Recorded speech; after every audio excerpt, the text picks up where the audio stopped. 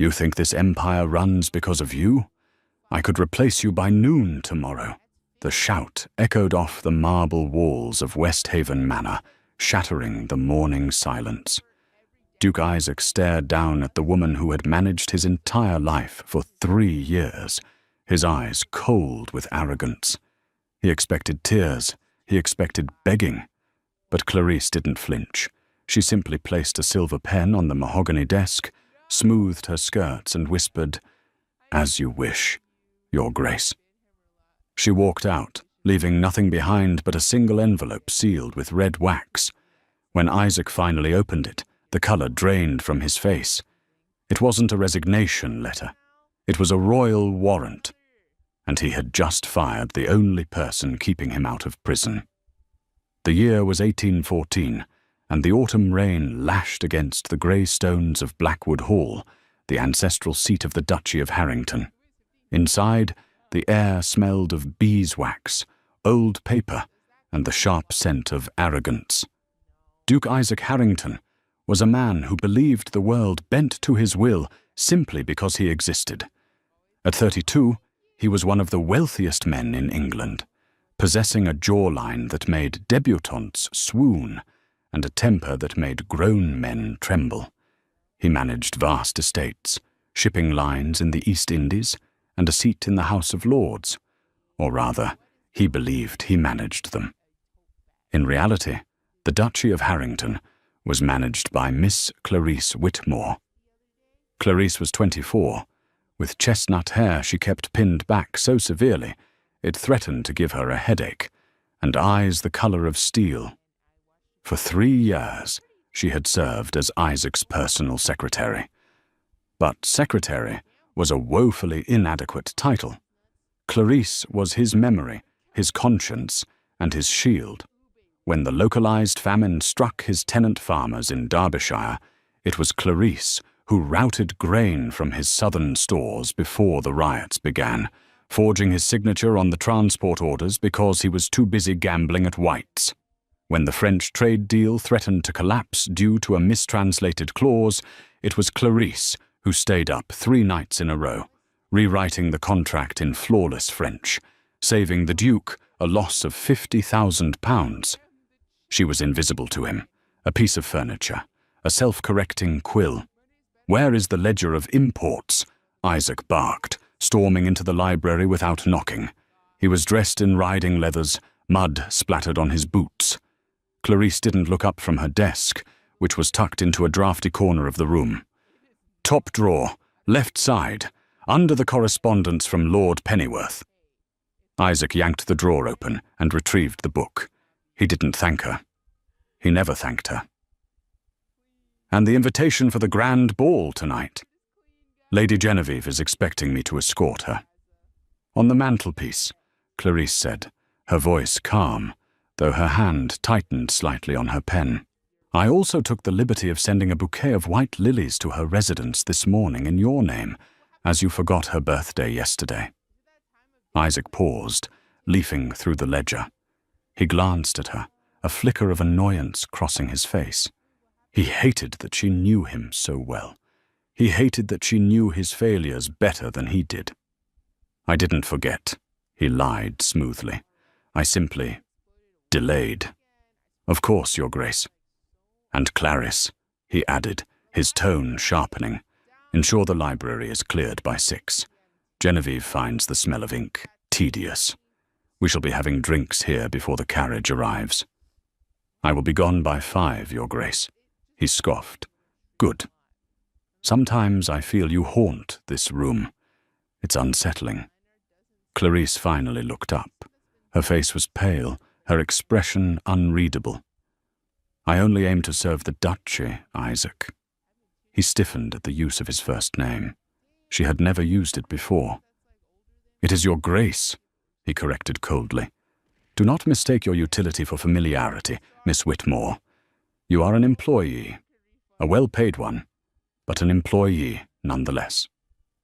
Clarisse held his gaze for a second too long. "Is that all I am? What else would you be?"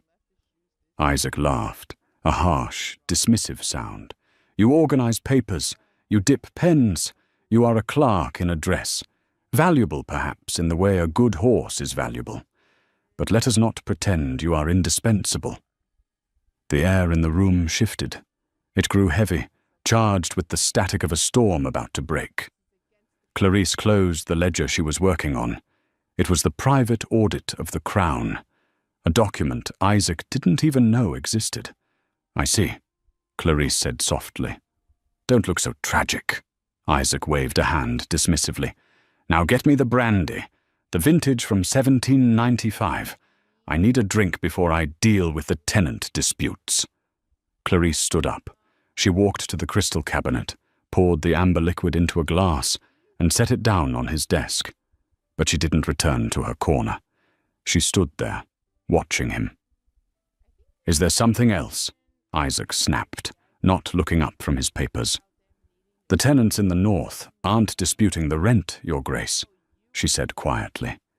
"They are disputing the poisoning of the river by your new copper mine, the one you approved without reading the environmental survey I prepared." Isaac slammed the ledger shut. "I am the Duke of Harrington. I do not need a lecture on land management from a secretary. They are dying, Isaac. 3 children died last week. Enough." He stood up, towering over her. "I approved that mine because it yields 10,000 a month.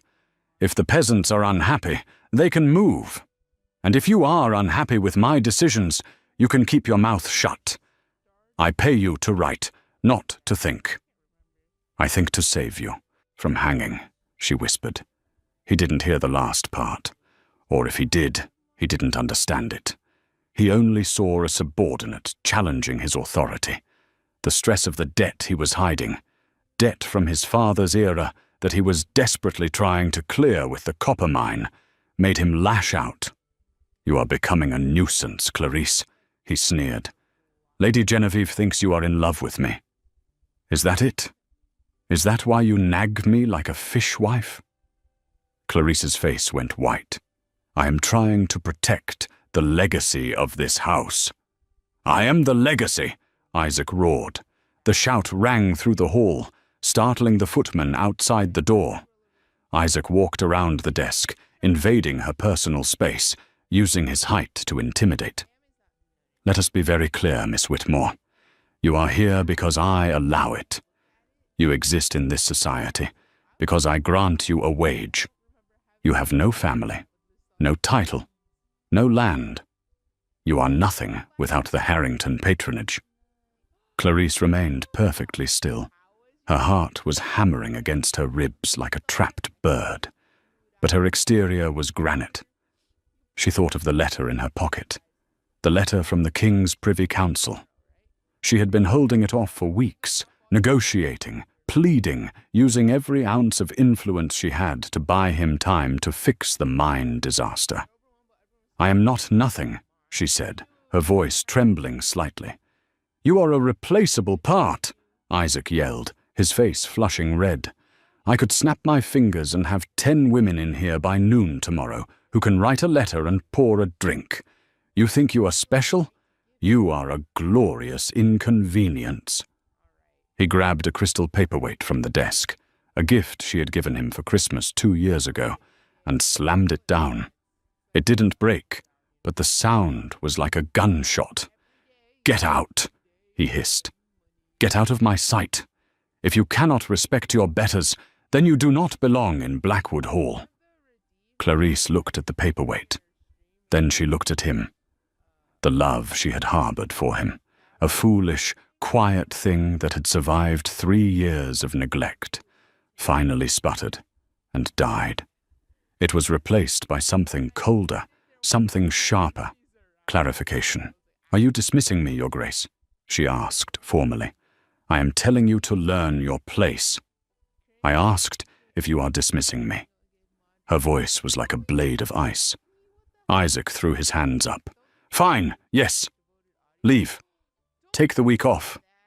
Take the month off. Maybe hunger will teach you some humility." "I will not be taking a month off," Clarisse said. She reached into the pocket of her modest grey dress. If I leave this room, Isaac, I do not come back. And if I do not come back, there is no one to hold the wolves back. I am a wolf, he laughed. I don't need protection from sheep like you. Clarice nodded slowly. She pulled out a thick cream envelope. It was heavy, sealed not with the Harrington crest, but with a different seal, one of deep crimson wax. She placed it gently on the center of his desk, right on top of the invitation to Lady Genevieve's ball. Then I resign, she said. Effective immediately. Isaac rolled his eyes. Don't be dramatic. You'll be back before supper. Clarice didn't answer. She turned and walked toward the heavy oak doors. She moved with a grace he had never noticed before, a regal straightness in her spine that seemed at odds with her station. Clarice, he called out as she reached the handle. If you walk out that door, don't expect a reference. You'll starve in the streets of London. She paused, her hand on the brass latch. She didn't look back. I suspect, Your Grace, that you will be the one in need of a reference. The door clicked shut. Isaac stood alone in the silence of the library. He felt a strange vibration in his chest, a mix of triumph and unease. He poured himself another drink, his hands shaking slightly. Good riddance, he muttered. Sour woman. He sat down, intending to finish his work, but his eyes kept drifting to the envelope she had left. It looked out of place among his chaotic papers. It looked official, dangerous. He scoffed and reached for it. Probably a bill for her pencils, he muttered. He broke the wax seal. He unfolded the parchment. His eyes scanned the header. To the High Auditor of the Crown, he frowned. Why would Clarice have a letter addressed to the High Auditor? He read the first line. Subject: Investigation into the Harrington estate and the treasonous mismanagement of royal resources. His breath hitched. He read further. By order of His Majesty, King George III, the bearer of this seal, Lady Clarice of House Stirling, Duchess of Avondale, is acting as the royal proxy to assess the fitness of the Duke of Harrington to hold his title. Isaac froze. The glass of brandy slipped from his fingers. It hit the floor and shattered, sending amber liquid and shards of crystal skittering across the rug. Duchess? He looked at the signature at the bottom. It was signed in Clarice's familiar, elegant script, but below it was a stamp he recognized from his days in Parliament. The royal seal of the inner circle. Clarice wasn't a nobody. House Stirling was an extinct line, or so everyone thought. The Stirlings were the king's personal fixers. They were richer than God and twice as dangerous. And the final paragraph, the ink was still fresh, written perhaps minutes ago. Final assessment. The Duke of Harrington is arrogant, negligent, and financially incompetent.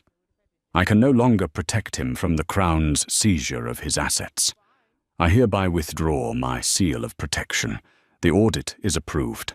Seizure of Blackwood Hall is authorized to begin at dawn. Isaac stared at the paper. The silence of the house suddenly felt very loud. He stood up, knocking his chair over. "Clarice!" he screamed, sprinting for the door. "Clarice!"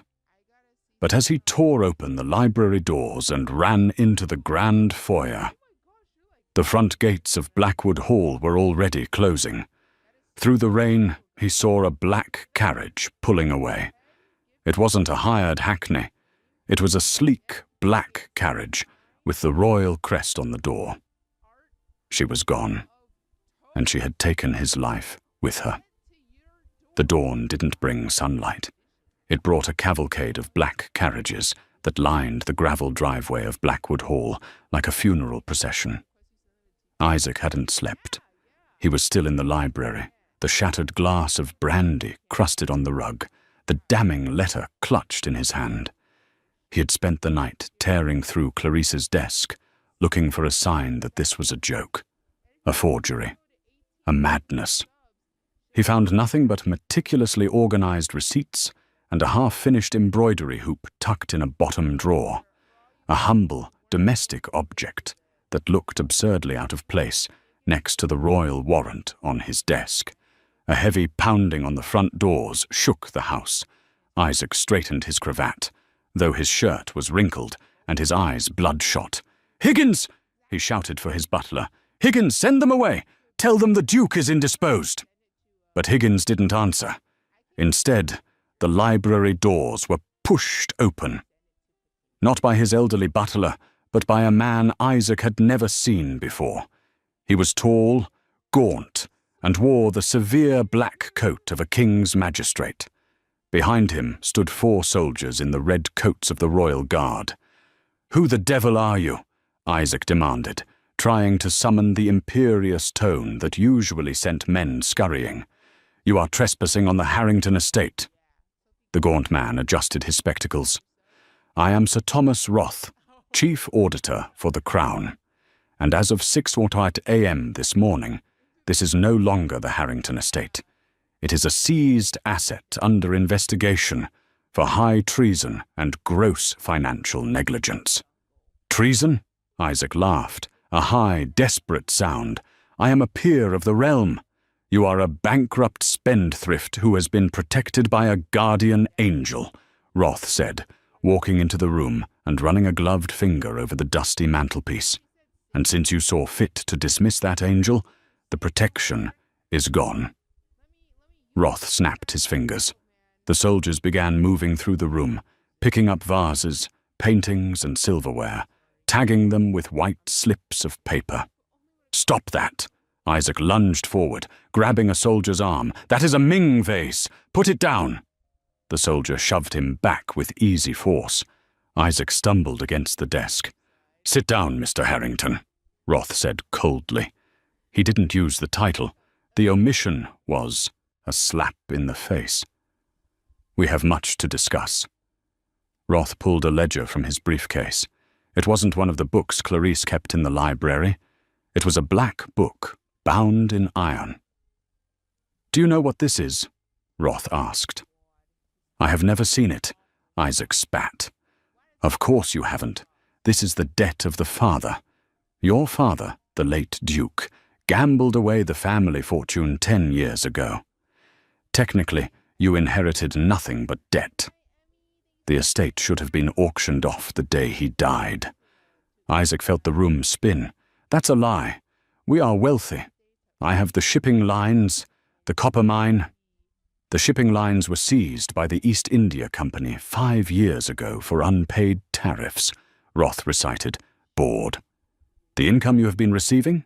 That was paid out of the private coffers of the Duchess of Avondale. Lady Clarice." Isaac went cold. "Clarice paid. My bills?" "She paid everything," Roth said, slamming the book shut.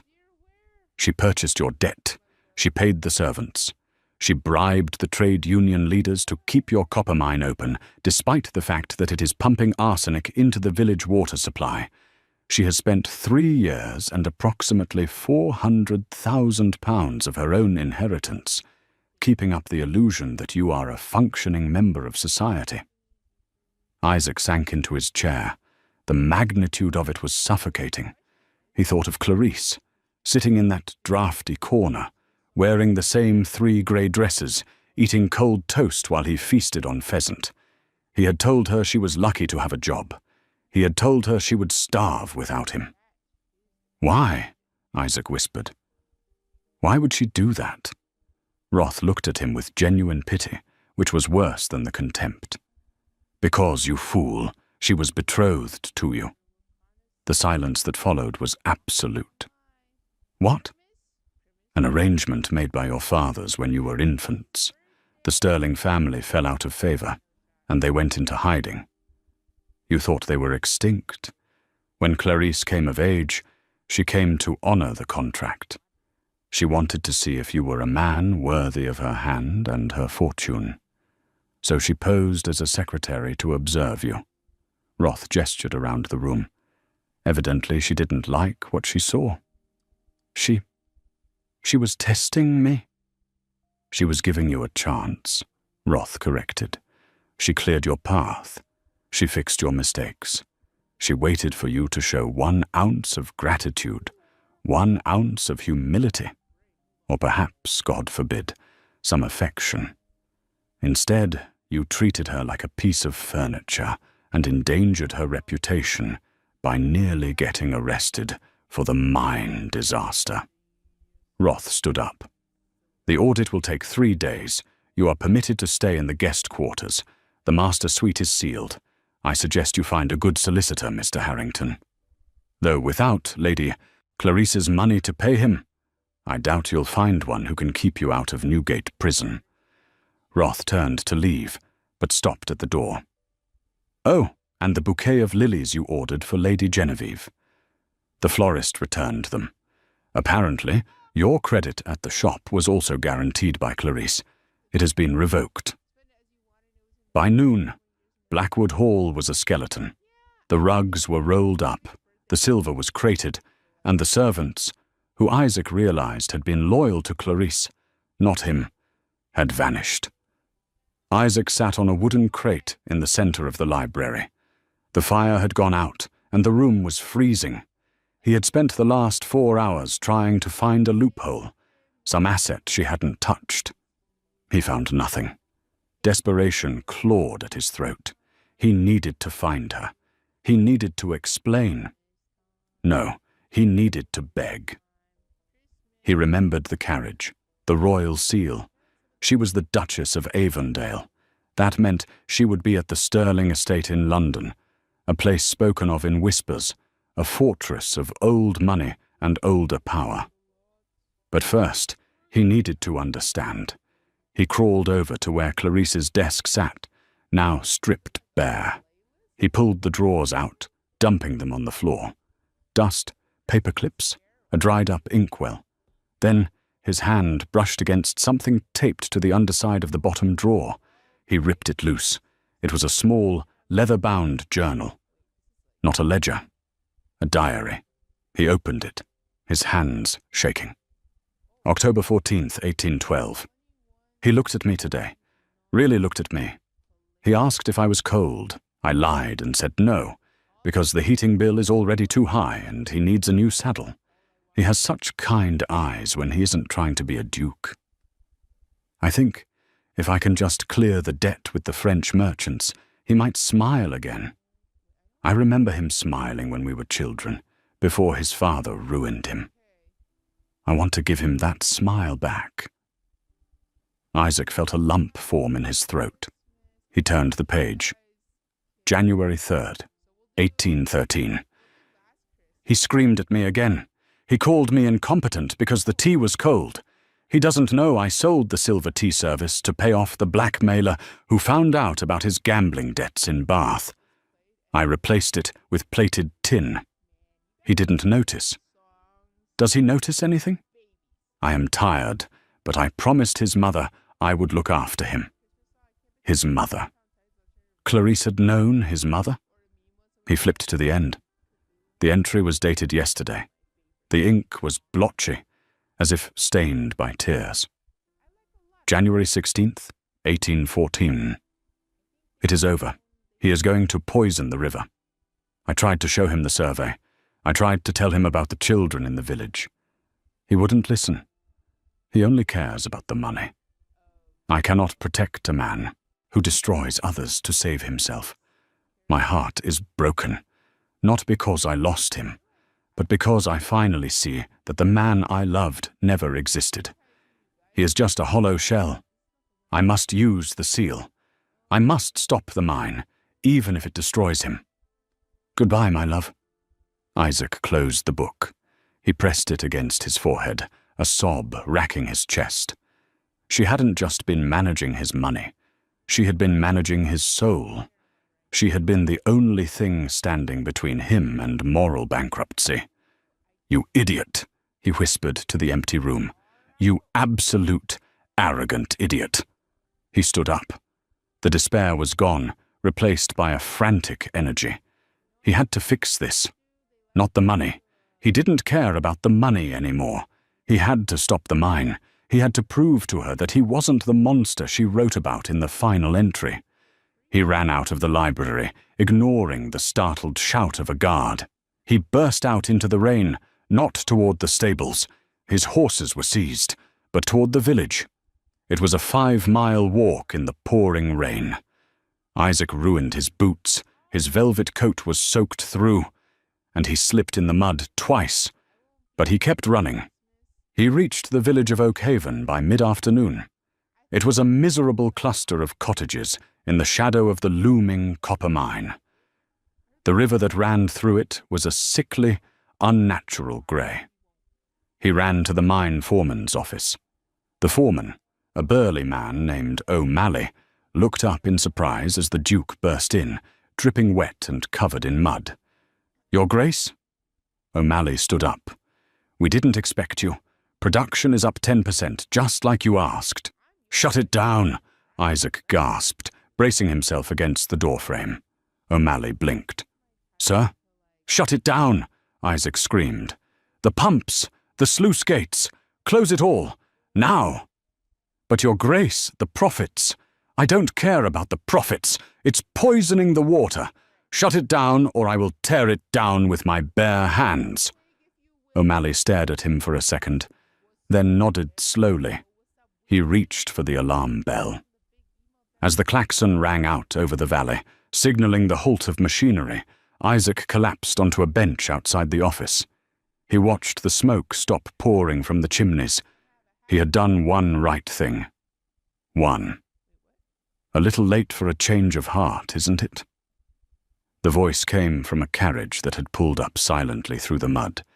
It wasn't the black royal carriage. It was a simple, unmarked coach.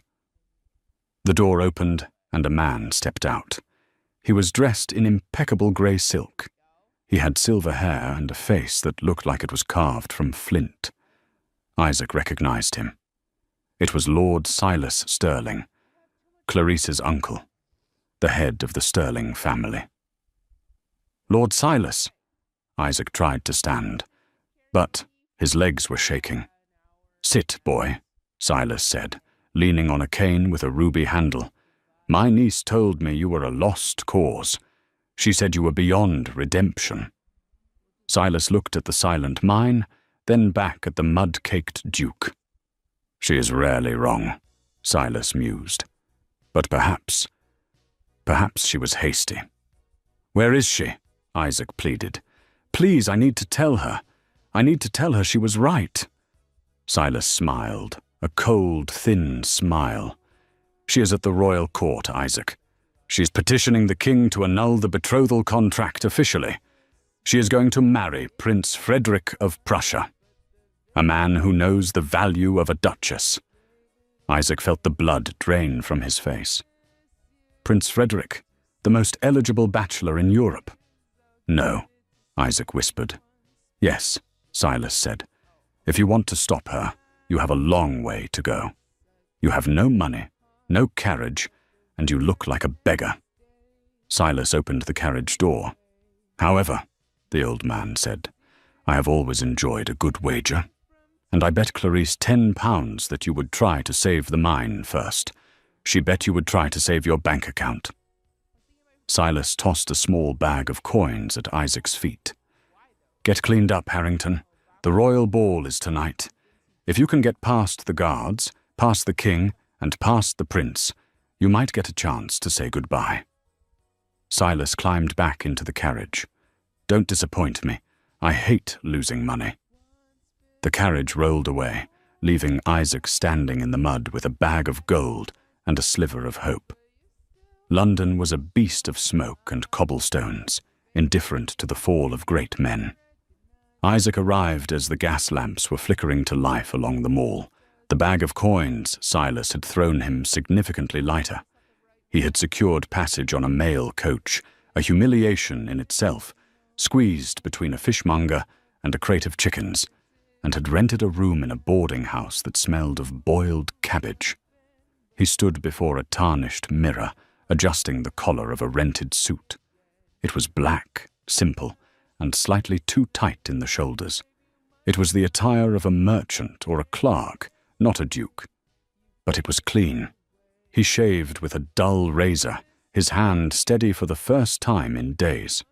The royal ball was being held at St. James's Palace. The streets leading to the gates were choked with carriages, each one bearing a crest more elaborate than the last. Isaac walked. He walked through the mud, dodging the wheels of the very people he used to dine with. At the main gate, the royal guards stood like statues. A majordomo with a list as long as his arm was checking invitations. "Name?" the man asked, not looking up. "Isaac Harrington," he said. The majordomo paused. He looked up, his nose wrinkling as if he smelled something foul. "Harrington, I have instructions regarding you. You are not on the list. In fact, you are on the excluded list. Current assets under seizure. Persona non grata." "I must speak with the Duchess of Avondale," Isaac said, his voice calm. A week ago, he would have struck this man. Now he simply stood his ground. "The Duchess is the guest of honor," the majordomo scoffed. "She is with the king. Do you really think she wishes to speak with a bankrupt pauper? Move along before I call the constables." Isaac stepped back. He watched the carriages roll in. He saw Lady Genevieve descend from a white carriage, draped in pearls, pearls he had likely paid for. She laughed at something her new escort, a rotund earl, whispered to her. He couldn't get in through the front, but he knew St. James's. He knew it because Clarice had made him memorize the architectural layout 2 years ago when he was lobbying for a seat on the Privy Council. "The servant's entrance in the East Wing has a faulty latch on the delivery chute," she had told him, warning him of security risks. He had ignored the warning then. He prayed she hadn't fixed it. He circled the palace, slipping into the shadows of the gardens. He found the East Wing. He found the chute. It was tight, smelling of refuse and old vegetables, but the latch gave way with a rusty groan. He tumbled into a scullery, startling a kitchen maid who dropped a tray of tarts. "Shh!" Isaac put a finger to his lips. He reached into his pocket and handed her his last gold sovereign. "I was never here." The maid stared at the coin, then at his handsome, desperate face. She nodded mutely. Isaac navigated the back corridors. He moved through the kitchens, the steam rising around him like fog, dodging waiters carrying silver platters of pheasant and lark. He emerged into the hallway behind the grand ballroom. The music hit him first, a waltz, swelling and crashing like the ocean. Then the light, 1,000 candles in crystal chandeliers. He stepped out from behind a velvet curtain and into the crowd. The room was a sea of silk and jewels. He felt invisible, a grey ghost in a technicolor world. He scanned the room, his heart pounding. And then he saw her. She was standing on a dais near the throne, speaking with King George himself. But this was not the Clarice he knew. The grey wool dress was gone, replaced by a gown of deep midnight blue velvet that shimmered like the night sky. Diamonds, real, heavy, ancient diamonds, glittered at her throat and in her hair. She held herself with a terrifying grace, her chin high, her laugh light and polite. She looked powerful. She looked untouchable. Standing next to her was Prince Frederick of Prussia. The prince was tall, blonde, and looked at Clarice as if she were the only woman in the world. He said something, and Clarice smiled. A real smile, one Isaac hadn't seen in years. Jealousy, hot and acidic, burned in Isaac's gut. But beneath it was shame. He had hidden that radiance. He had dressed it in grey and buried it in a library. He began to push through the crowd. "Watch it, fellow," a voice snapped. Isaac turned. It was Lord Pennyworth, a man he had played cards with every Tuesday for a decade. "Pennyworth," Isaac nodded. Pennyworth squinted, then his eyes went wide. "Harrington, good God, man, you look like a chimney sweep. Is it true? Did they really take the estate?" The whisper spread like wildfire. "Harrington is here. Look at his suit. Look at his shoes." The crowd parted, not out of respect, but out of revulsion. They drew back as if poverty were a contagious disease. Lady Genevieve turned, saw him, and audibly gasped. She snapped her fan open, covering her face, and turned her back on him. "Security!" someone hissed. Isaac kept walking. His eyes were locked on the dais. Clarice froze. She sensed the shift in the room. She looked down from the platform, past the prince, past the king, and her eyes met Isaac's. For a moment, the mask slipped. Shock, pain, and something else, fear, flashed across her face. Prince Frederick followed her gaze. He frowned, his hand going to the hilt of his ceremonial sword. Isaac stopped at the foot of the dais. The music died down as the orchestra realized something was wrong. The silence was heavy, suffocating. "Your Grace," Isaac said, his voice ringing out in the quiet hall. He bowed low, a perfect, courtly bow that mocked his shabby clothes. "Mr. Harrington," Clarice said. Her voice was cool, amplified by the acoustics of the room. "You are not on the guest list." "I seem to have misplaced my invitation," Isaac said, straightening up. "Along with my fortune, my home, and my dignity." A titter of nervous laughter ran through the crowd. "What do you want, Isaac?" Clarice asked, stepping forward to the edge of the dais. "If you are here to ask for money, you are wasting your time. The audit is final." "I don't want money," Isaac said. "Then what? The deed to the house? The shipping lines?" "I want to tell you that I went to Oakhaven," he said softly. The color drained from Clarice's face. The cool facade cracked. "You went to the mine?" "I shut it down," Isaac said. "I turned off the pumps. I fired the foreman. The river will run clear by tomorrow." The crowd murmured.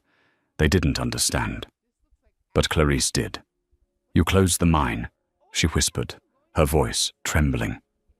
"But that was your only source of income. Without it, you are truly destitute." "I know," Isaac said. "I would rather be poor than be the man who disappointed you." Prince Frederick stepped forward, placing a protective hand on Clarice's arm. "Who is this man, Clarice? Shall I have the guards remove him?" Clarice looked at the prince, then back at Isaac. The air crackled with tension. "No," Clarice said, her voice regaining its strength. She gently removed the prince's hand from her arm. "No guards." She descended the stairs of the dais, the heavy velvet of her gown swishing softly. The crowd parted further, creating a wide circle around them. It was a gladiator arena of gossip.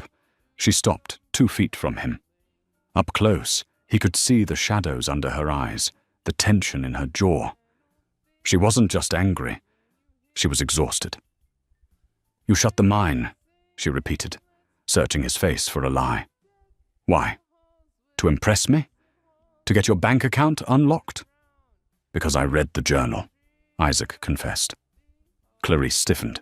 "You had no right." "I had no right to any of it," he agreed. "I had no right to your time, your mind, or your protection. I treated you like a fixture in my house while you were holding the roof up." He took a step closer, ignoring the gasp from Lady Genevieve. "I am not here to stop you from marrying the prince," Isaac said, glancing briefly at the Prussian royal who was watching with narrowed eyes. "He is rich. He is powerful. He probably remembers your birthday." "He is a better match." "He is," Clarice said coldly. "He respects me." "I know." Isaac swallowed the lump in his throat. "I just came to return this." He reached into his pocket. He didn't pull out a weapon or a letter. He pulled out a small, tarnished silver pen. It was the pen she had used every day for 3 years, the one she had left on his desk. He held it out. His hand was shaking. "You forgot your pen," he said. "And I I cannot write the future without it. But you can. Clarice looked at the pen. Her eyes welled up with sudden, unbidden tears.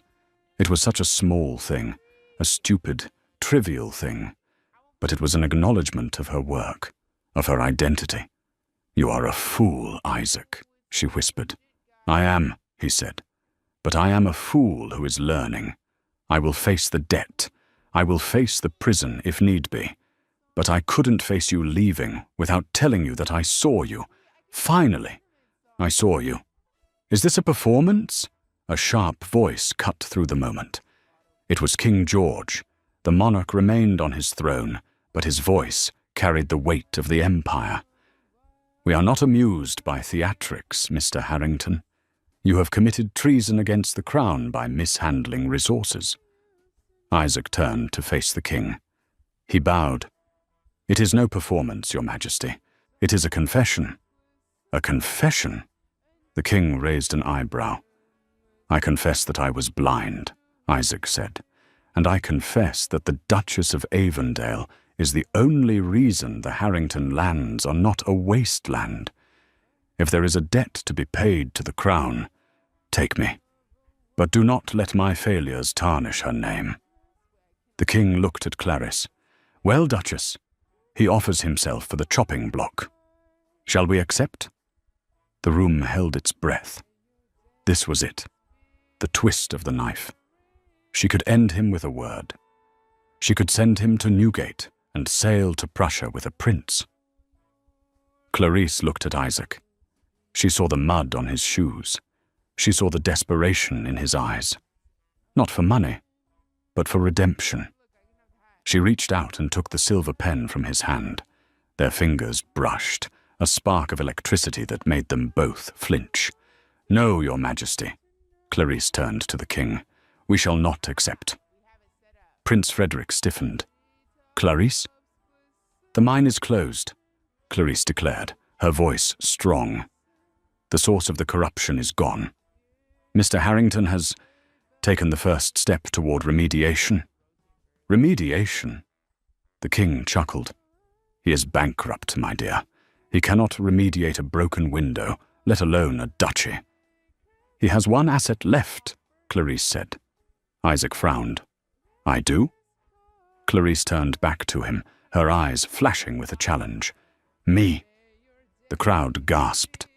"I have not annulled the contract yet," Clarice said, her voice dropping so only Isaac could hear. "The papers are in my carriage, unsigned." "Clarice," Isaac breathed. "You don't have to." "Quiet," she snapped, sounding very much like his secretary again. "Do not mistake this for forgiveness, Isaac. This is a merger." She turned to the crowd, addressing them all. "The Harrington estate is under new management, joint management, and the first order of business is a full audit of every guest in this room who accepted Harrington hospitality while mocking his name." She glared at Lady Genevieve, who suddenly found her fan very interesting. Clarice turned back to Isaac. "You have a lot of work to do. You will not be the Duke. You will be my secretary. You will learn every ledger, every tenant name, every trade route. You will work until your hands are stained with ink and your back aches. And if you fail me one more time, I will sign those papers and marry Frederick before the ink is dry." She held out her hand. "Do we have an agreement?" Isaac looked at her hand. It was an offer of servitude. It was an offer of life. He took her hand and kissed the knuckles, ignoring the glare of the Prussian prince. "As you wish, Your Grace," he whispered. "Good," Clarice said. She turned to the prince. "Frederick, I am afraid I cannot dance the next waltz. I have business to attend to." She gripped Isaac's arm, her nails digging into his coat. "Come, we are leaving." "Leaving?" Isaac stumbled as she pulled him toward the exit. "Where are we going?" "To the bank," she said, marching him past the stunned courtiers. "And then to Blackwood. If you think you are sleeping in a guest room, You are mistaken. You are sleeping in the stables until you earn your way back into the house." As they exited the ballroom, leaving the whispers and the scandal behind them, Isaac felt a strange sensation in his chest. He was ruined. He was demoted. He was terrified. But for the first time in his life, he was free. However, as the carriage doors closed and the horses pulled away into the rainy London night, Clarice's face fell. The strength vanished, replaced by a deep, trembling anxiety. "You should know," she whispered into the dark of the carriage, "that I lied to the king." Isaac looked at her. "Lied? About what?" "The contract," she said, clutching the silver pen. "I didn't just leave it unsigned. I lost it." Isaac stared at her. "You lost it?" "It was stolen," she said, her eyes wide with fear. "Someone stole the betrothal papers from my heavy box this morning, and if they find out about the clause in Section 9, we are both dead." Isaac felt the blood run cold. "What is in Section 9, Clarice?" She looked at him, terrified. "The clause that states the Harrington land sits on the largest deposit of gunpowder sulfur in England. The clause that says, if we marry, we control the army's supply. And if we don't marry, then the rights revert to the Crown's biggest rival," she whispered, "to the French." Isaac looked out the window. The shadows of London seemed to have grown teeth. The romance was over. The war had just begun. The carriage careened around a corner, the wheels skidding on the wet cobblestones of Fleet Street. Inside, the air was thick with panic. "Think, Clarice," Isaac urged, gripping her hands to stop them from trembling. "Who had access? The box was in your room at the Sterling estate." "No," Clarice shook her head, her eyes wide. "I brought the box to Blackwood Hall the day before I resigned. I intended to give it to you, to explain the legacy, before you started yelling. I left it in the safe." Isaac's blood ran cold. "The safe? The one Roth seized first?" "Sir Thomas Roth," Clarice whispered, the realization dawning on her with horrifying clarity. "He didn't just come to audit the books. He came for the Section 9 clause. He knew about the sulfur." "He's selling it," Isaac growled. "He's selling the rights to the French. If Napoleon gets hold of English sulfur deposits, the war starts all over again." "He'll be heading for the coast," Clarice said. "Or a ship." "The East India docks," Isaac realized. Roth mentioned the trade tariffs earlier.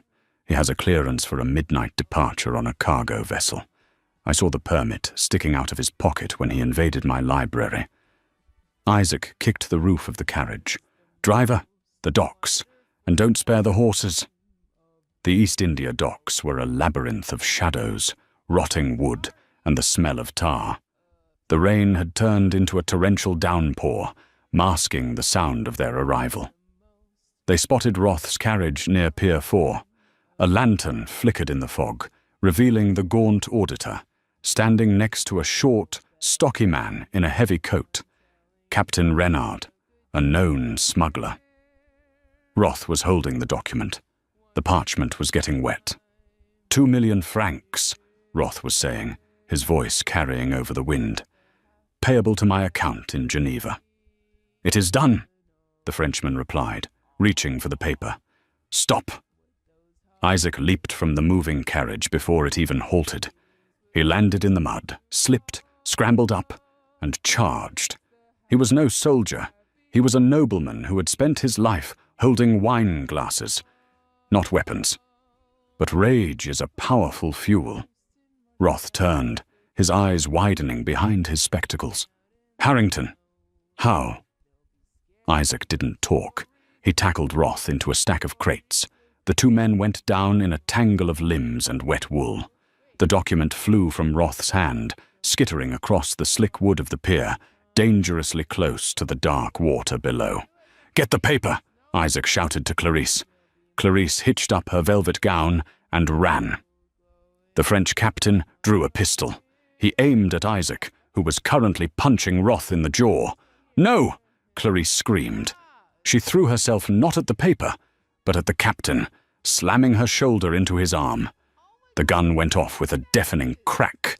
The bullet missed Isaac by inches, splintering the crate beside his head. Isaac looked up. He saw Clarice grappling with a man twice her size. The useless secretary was fighting a smuggler to save his life. Something primal broke inside Isaac. He grabbed a heavy piece of driftwood from the pier. With a roar that sounded nothing like a duke and everything like a beast, he struck Roth across the temple, knocking him unconscious. He spun around. The Frenchman had thrown Clarice to the ground and was raising the pistol again. "Hey!" Isaac yelled. The Frenchman turned. Isaac swung the driftwood with all his might. It connected with the captain's wrist, shattering the bone.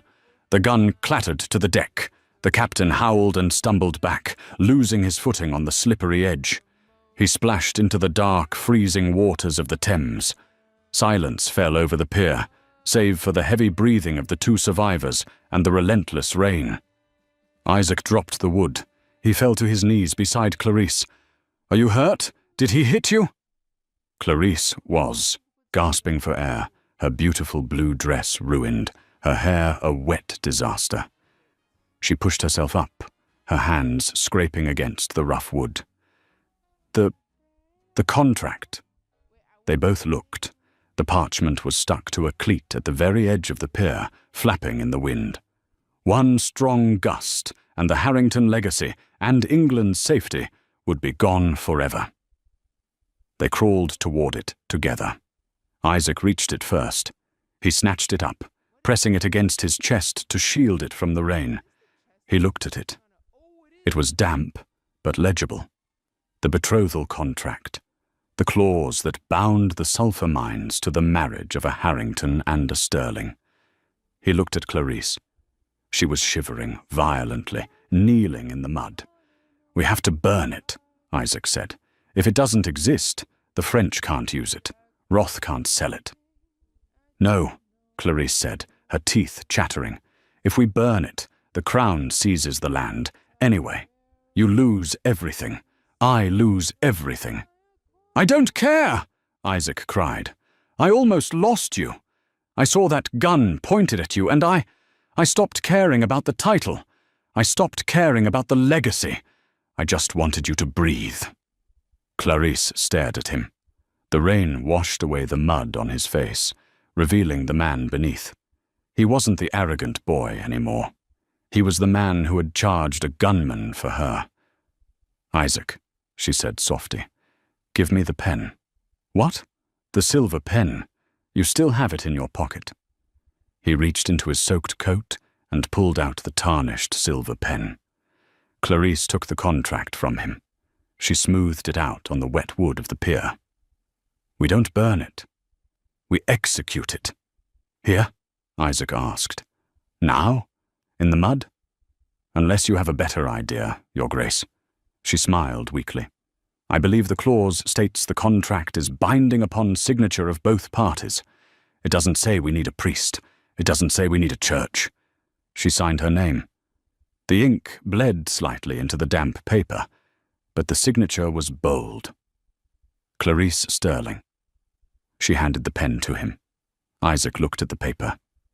Signing this meant he was no longer the sole master of his fate. He was entering a partnership. He was admitting he needed her. He didn't hesitate. He signed his name. Isaac Harrington. As he finished the loop of the N, he felt a strange weight lift off his shoulders. The crushing burden of his father's debts, the loneliness of the empty hall, the pretense of perfection. It was all gone. He capped the pen. "So," he said, looking at his new wife, "does this mean I get my house back?" Clarice laughed, a sound that was half sob. "It means we get our house back, and it means you have a lot of sulphur to mine, Mr. Harrington. But we are doing it safely this time. No poisoning the river." "Agreed," he said. He pulled her into his arms, kissing her fiercely in the pouring rain, amidst the smell of gunpowder and salt water. It wasn't a courtly kiss. It was desperate, messy, and real. 1 year later, the spring sun shone down on the terrace of Blackwood Hall. The windows were open, letting in the scent of blooming flowers and the clear, fresh air from the valley below. The river ran clear. The copper mine had been converted into a state-of-the-art sulfur extraction facility, managed by a union of well-paid workers. The profits were astronomical, fueled by the government contracts that Clarice had negotiated with the Duke of Wellington. Isaac sat at the large mahogany desk in the library. He was covered in ink. "Clarice," he called out, "where is the manifest for the Prussian shipment?" Clarice walked in. She was carrying a baby, a small boy with Isaac's dark eyes and Clarice's determined chin. "Top drawer, right side," she said, bouncing the air to the Harrington fortune on her hip. Under the letter from the king, apologizing for the misunderstanding. Isaac found it immediately. He smiled. He stood up, walked over to her, and kissed her forehead. Then the baby's. "You know," Isaac said, "I was thinking about hiring a secretary. The paperwork is getting out of hand." Clarice raised an eyebrow. "Oh, and who did you have in mind?" "No one." Isaac grinned, taking the baby from her so she could rest her arms. "I've realized that no one can replace you. I'd rather do the work myself than have anyone else in this room." Clarice smiled, leaning against the desk where she used to sit in the shadows. She touched the silver pen that now sat in a velvet case on the mantelpiece, framed like a weapon of war. "Good answer, Your Grace," she whispered. "Good answer." The Duke of Harrington laughed, a sound of pure joy that echoed through the halls of a house that was finally, truly, a home. And that is the story of how an arrogant duke learned that the most powerful person in the room isn't always the one sitting on the throne. It's the one holding the pen. Isaac thought he could replace Clarice, but he ended up realizing that, without her, he was nothing but a title on a piece of paper. What did you think of the twist with the sulfur mine? And did you expect the copper mine to be the secret to their fortune all along? If you enjoyed this story of redemption, romance, and karma, please hit the like button. It really helps the channel. Don't forget to share this video with someone who needs a little drama in their life, and subscribe for more stories where the underdog takes the crown. Thanks for watching, and I'll see you in the next chapter.